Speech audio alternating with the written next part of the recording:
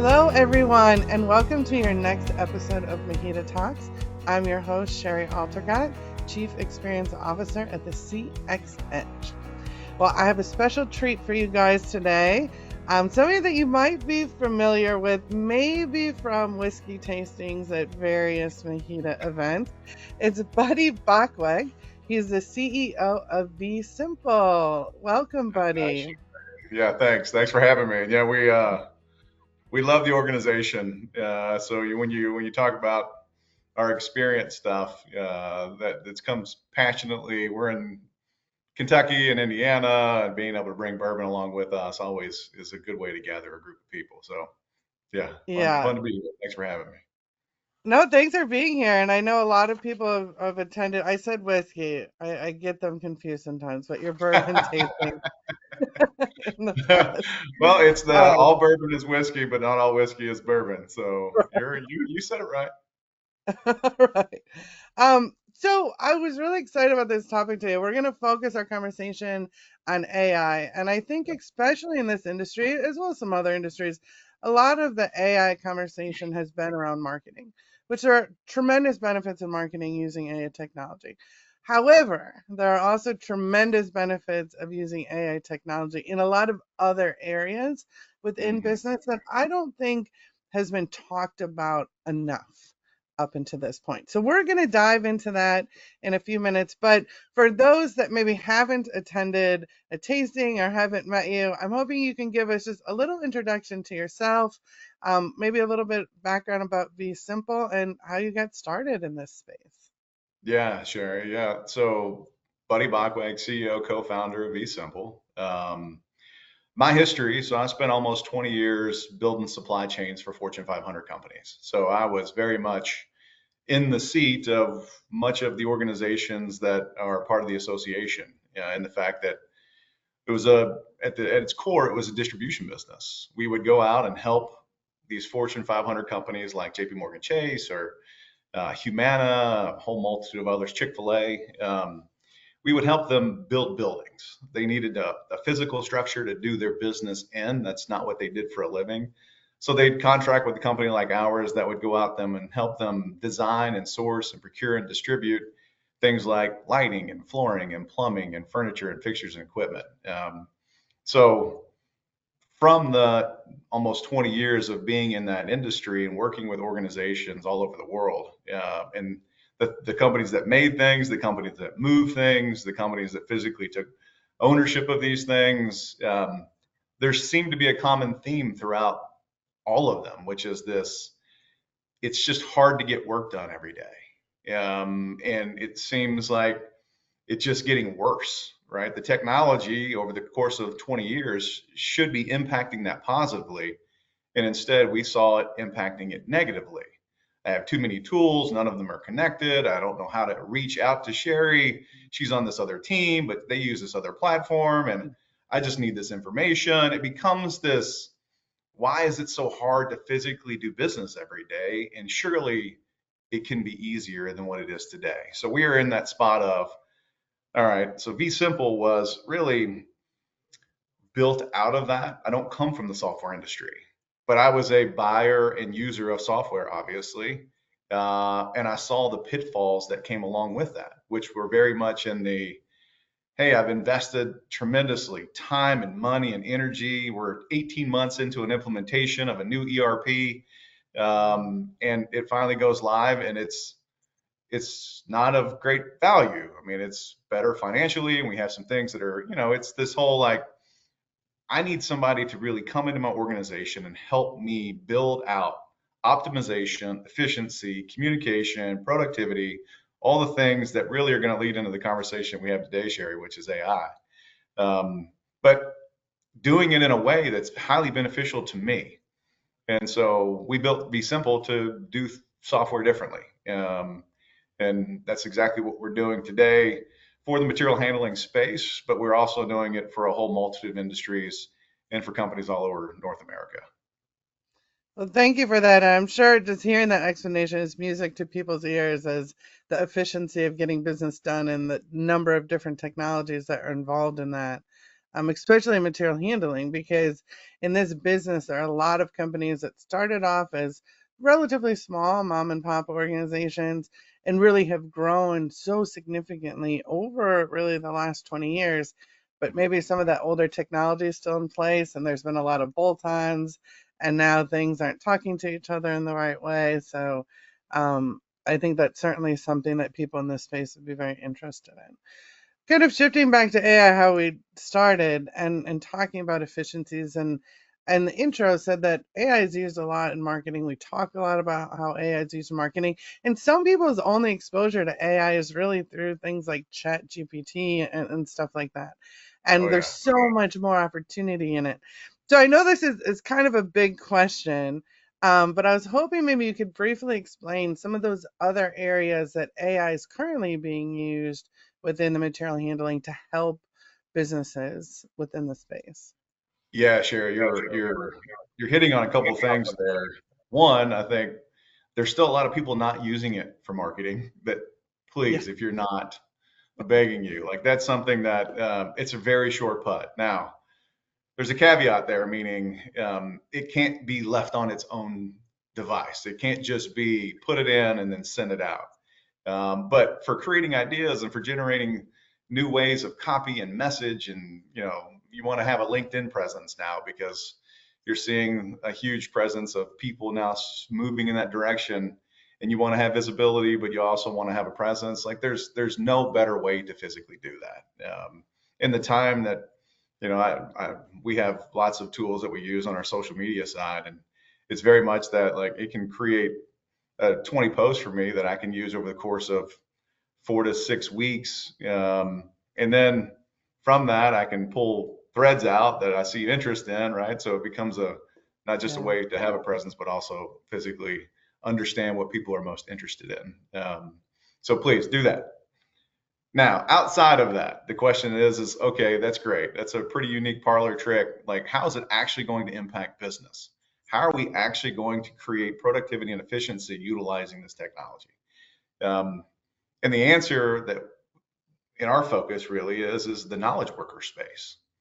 And you're going to hear me talk about in this interview about automation because that's what it's really going to do well.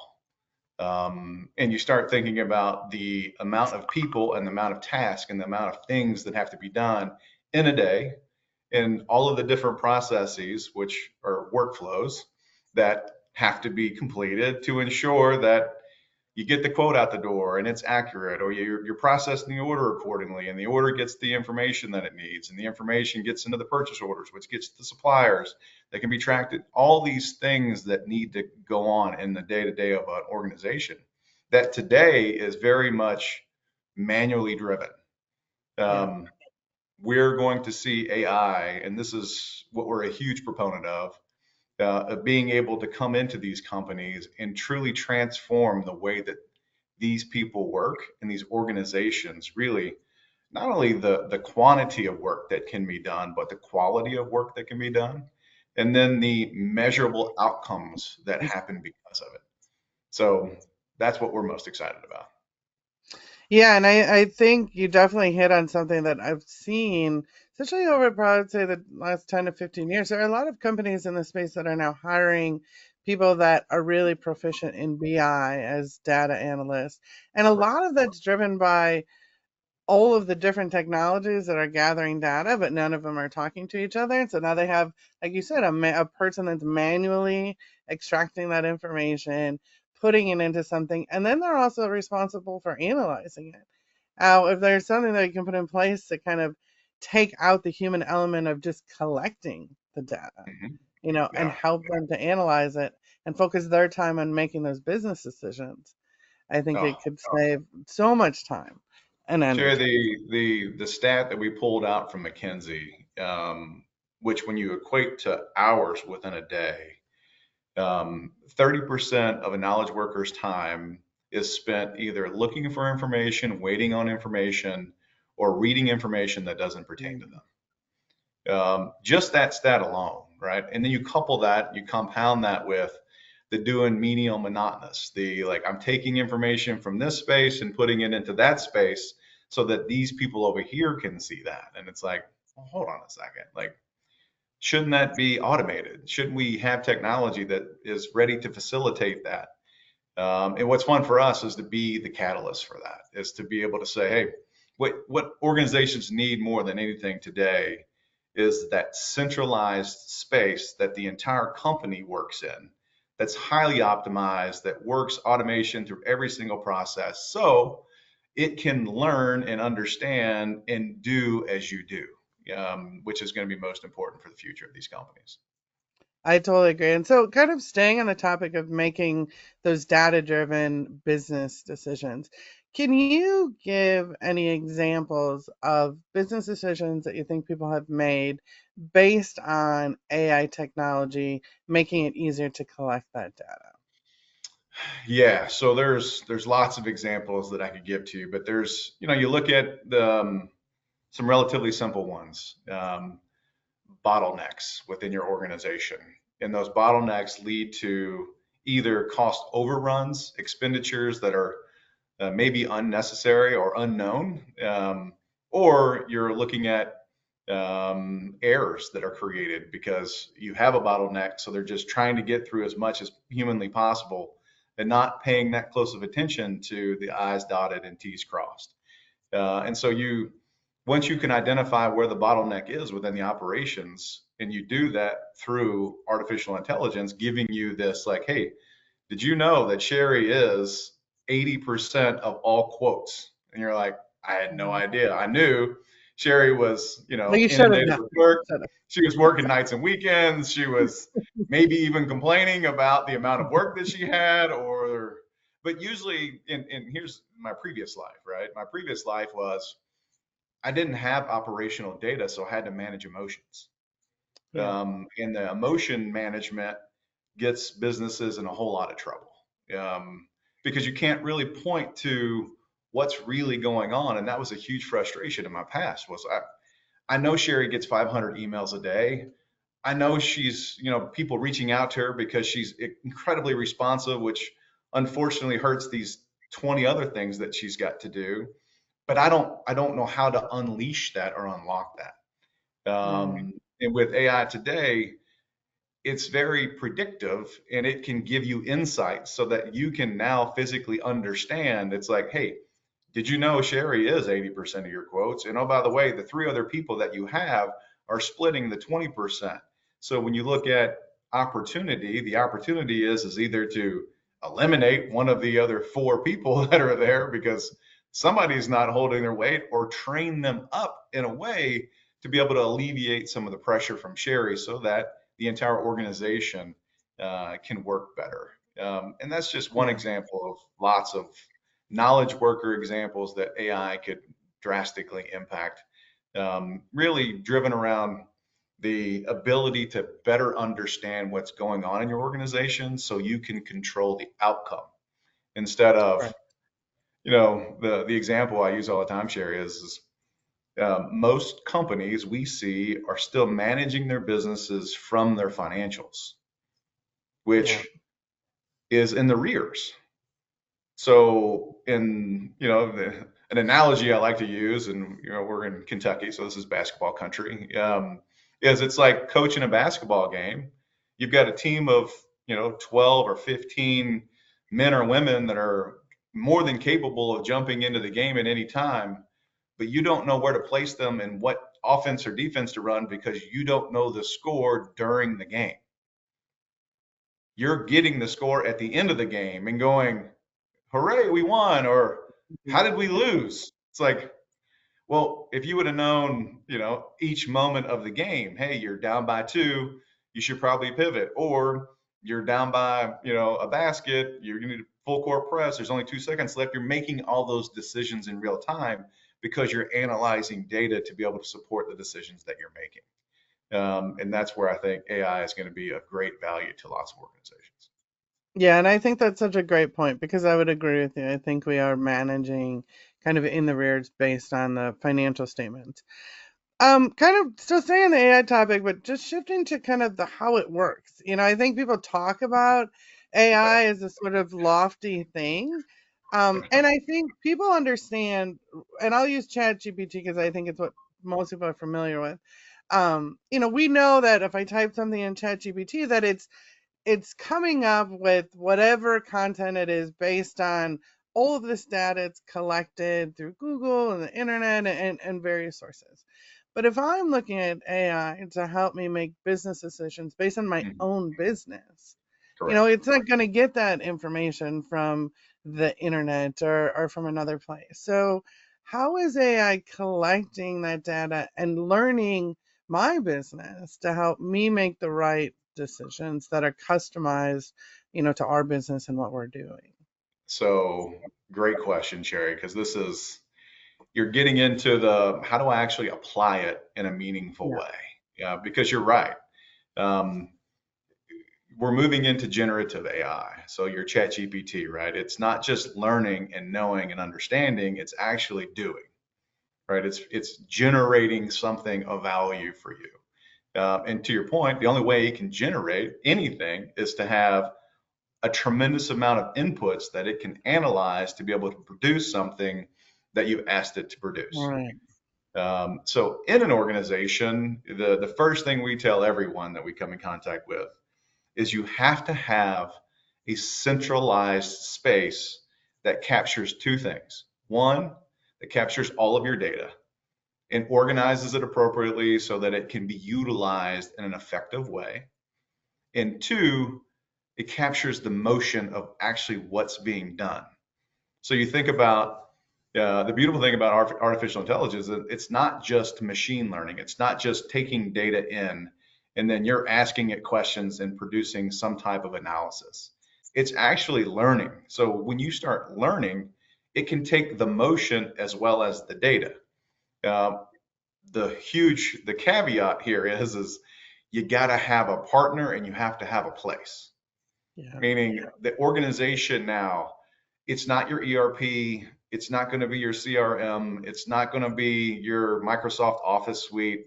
There's going to be nice AI tools that are physically built into those that will help a little bit, but to drastically transform the way that you work and the way that work is actually done in your organization, you've got to have a place that connects those things together and takes the data as well as the motion that's physically tracking, meaning I know that Sherry goes, once she gets a quote, she immediately sends it off to engineering. And engineering, 2 days later, on average, sends her back, here's what the engineering drawing looks like. Now she sends it over to finance for pricing. And then it has to learn what you do along with the data so that it can produce something for you that's going to be of great value. And that value is not the way that we see the next, let's call it, 2 to 3 years, because it's hard to comprehend, a decade from now.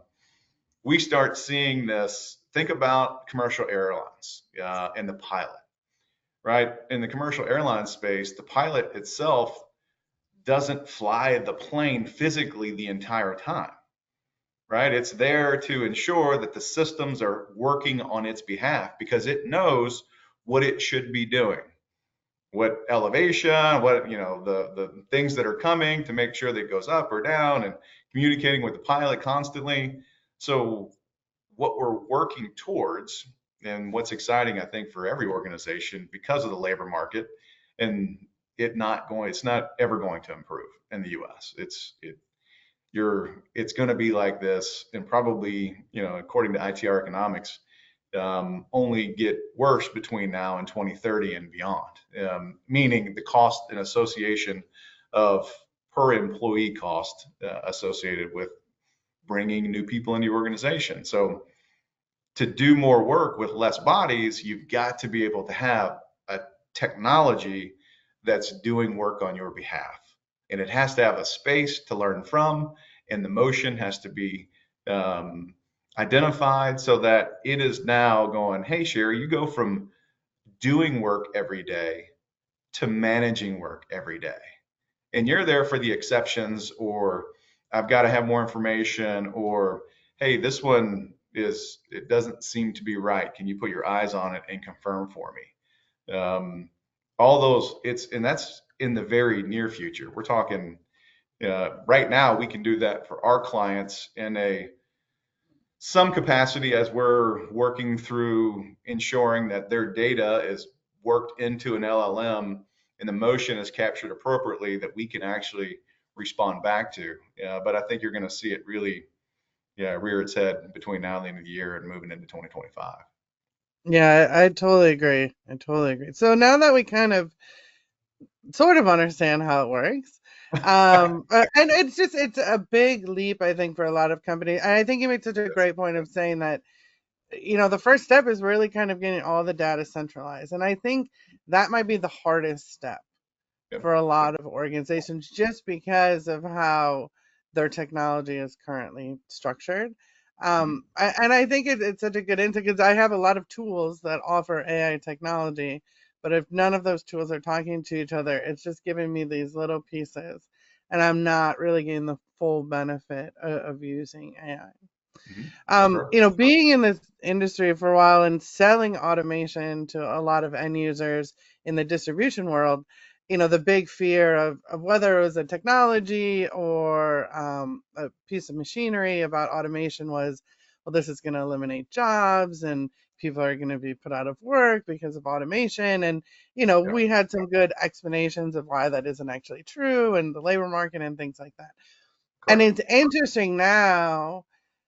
It was one thing when we were talking in the industrial space. Now I feel like internally companies that have been telling their clients for years automation isn't going to eliminate jobs, now looking inward and starting to apply some of that AI technology, there is an underlying fear of, is AI going to start to eliminate jobs? How do you think that's kind of addressed as we move forward in this sort of new world of AI technology? Yeah, it's a fear that, and it's one that's right to have, meaning they see the efficiencies and productivity that can be garnered from this new technology. How is it going to impact the workforce? Mhm. And the way that I look at it is, it's not the job elimination, it's the work elimination, right? What we're trying to do is empower people to do more valuable things, right? The fact that Shari is nice enough and kind enough and is wants to sit and retype information for 4 hours or 5 hours a day is great, but that's not a brain worthy exercise. And that's really of little value to the overarching business that she works in. So it's this whole, what you want to do is eliminate the menial monotonous, the duplicative, like that needs to go away, period. From that, I think there's going to be a reevaluation of what does what is Shari really valuable at doing for our company, and in freeing up this, like, oh my gosh, that she is incredibly talented at customer experience, right? Like interacting in relationships. She just never had the time to do that because she was inundated with 500 emails of people wanting all this 8 million other things that she had to physically input and derive from other places. And it's like, no, no, no, not anymore, right? So it's this, is it going to eliminate positions? Yes. I mean, it's inevitable. It's just part of the natural progression of technology. But repurposing those people and the opportunity, I think what we're going to find is that the space, specifically, if we look at material handling as a whole, right? The knowledge worker, the office space, the sales teams, the marketing teams, the finance teams, the coordination, all these things that have to come together for these companies to work. Um, it's hard to find people now to fill these positions in growing organizations. So it's not like we're going to eliminate all these jobs. It's like, no, we're just going to ensure that these companies don't have to hire as much as they used to, which should make them more profitable, which should make them more better organizations, which should allow them the opportunity to pour into their communities and their industries and the associations and be able to deliver a better product, instead of just employment of somebody new that's coming in that's going to have the same problems that have been in their organization for, sometimes multiple decades or even half a century. So, I um, agree. It's Yeah. not about elimination, but it's about repurposing. And I think it's to your point in that example, it's repurposing them to what they're probably going to be better at doing and what will be better for the organization as a whole. Yeah. I work with, and in the marketing space, there have been a lot of content writers that have lost clients because of AI. And and we were kind of talking. He had struggled. He had lost a bunch of his clients that are now using AI to write the content, no longer using him. And as we kind of talked through, what other avenues to look at, we talked about him really developing a company that's training people how to use AI for content There you writing. go. And he's Yep. making way more money, to be honest, doing that. And he was writing, articles every week, and he turns out he's a great teacher. Yeah. So I think it's just finding there's opportunities in all of this for everyone. It's just looking at where that opportunity, actually lies. That Um, it's such a great share because that what you're talking about there, the opportunities are going to present themselves, and it's a matter of saying, hey, like we all have to be. We, the evolution of AI has happened so fast. I mean, the investment alone over the course of the past 5 years has been unlike anything we've ever seen in our country's history. I mean, this is dating back to the Industrial Revolution, right? But what's interesting about what's going on today is because of that investment and because of it happening so fast and it's starting to roll out and it's kind of to be determined on, you know, the maximum value it's going to create over the course of the next decade. But what we can say right now is that the companies that are deploying this technology responsibly, ethically, and doing it in a way that's secure, because that I don't want to.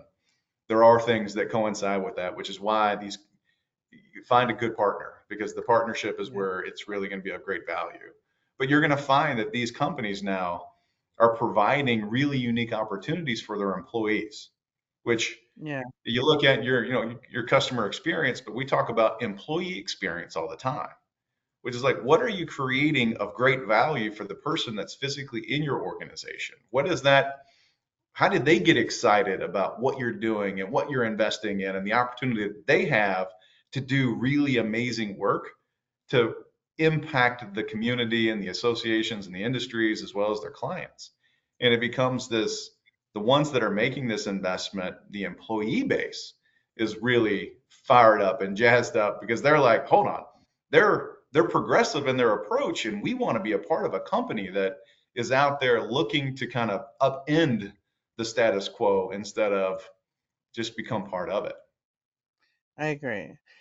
I could talk about this all day, but unfortunately, we're starting to run out of time. So I want to end on this question: just how should companies start now to prepare for the future of AI? What are some things that they can do to get ready for it?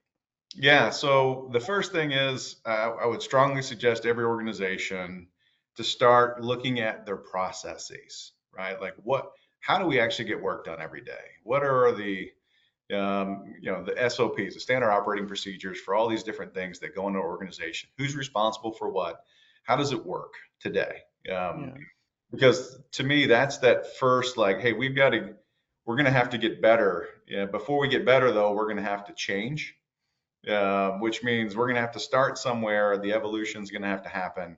And then that change management is going to be really critical. So the companies that are agile, that are exploring, that know exactly kind of where they are and where their failures or faults or the issues that they have currently in their organization they're trying to solve for are the ones that are going to get the most benefit in the coming months and years, really, because they're going to be the ones that go, okay, I know how, or I know what I need to ensure that we continue to grow this business as profitably as humanly possible. So that's first step. Second step would be really, you know, like I said, you got to find a good partner. You got to have yeah, somebody, if you're moving or making forklifts for a living or adjacent industries that support that, that's your main focus, right? So find a good partner that can help facilitate this undertaking, which, by the way, is step one, step two, step three. These are if you look at it in comparison to the ERP example that I gave earlier, which no offense to the ERP companies, because we love the fact that we get to supercharge all the ERPs that are out there. But it becomes this like it's relatively simple and fast, right? It's like, hey, you can this first step, your SOPs, and then you're working with a company like us that can get you in a space where you can almost fully take advantage of that transformation in the matter of a few weeks and months. So Yeah. it's not a long drawn out process. And then from that, as it continues to advance, you're going to be in that seat of being able to take all of those advancements and deploy those in your company, which means, basically you're going to be able to outcompete your competition, which is What something all I of know. our goals Yeah, I mean, absolutely. It's what we're in business to do, are. Sherry. That's why we're here. Well, buddy, I don't know if you're familiar with our lightning round, but you have successfully made it to the lightning round of MHEDA Talks. Oh boy. Um, so I know it's a tricky one. I have 5 questions just to kind of get to Okay. know you a little bit better. All Are right. you? But I first have to ask if you're ready to enter the lightning round. I'm ready to enter. All Let's right. go. All right. Be simple. Being, as I said in the beginning, the bourbon tasting at all of the MHEDA events, we want to know what's your favorite bourbon. Oh, that's like saying somebody from Napa Valley, what's your favorite wine?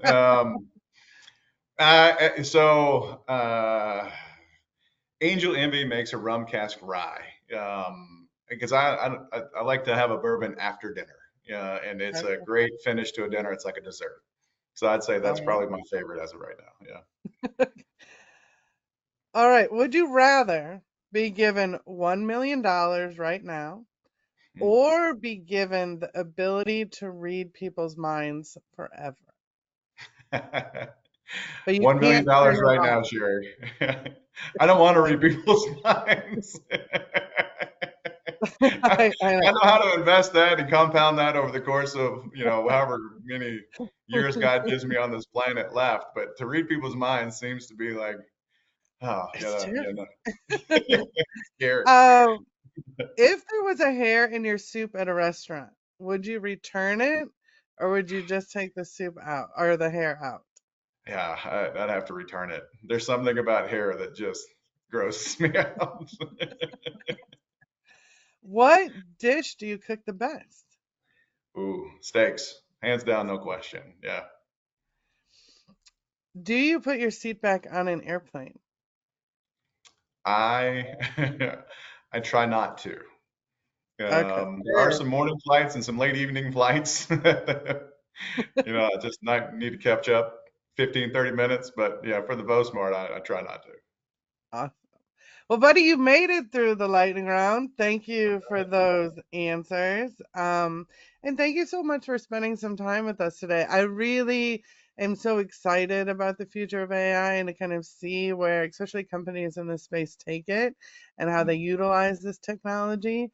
And I think you gave a lot of really good points of how people could even just get started down that path. So thank you so much for being with us. I'm sure we'll see you and your team at future MHEDA events. Is there any parting words you'd like to leave our listeners with? No, Sherry, I just appreciate the opportunity. It's fun to serve the community of MHEDA, and we're just grateful to be a part of lots of wonderful organizations that are out there trying to improve the way that they work and impact their communities positively as well. So, yeah, thanks for having me on. Really enjoyed it. Thank you again. This has been your next episode of MHEDA Talks with Shari Altergott. We'll see you next month. Thank you.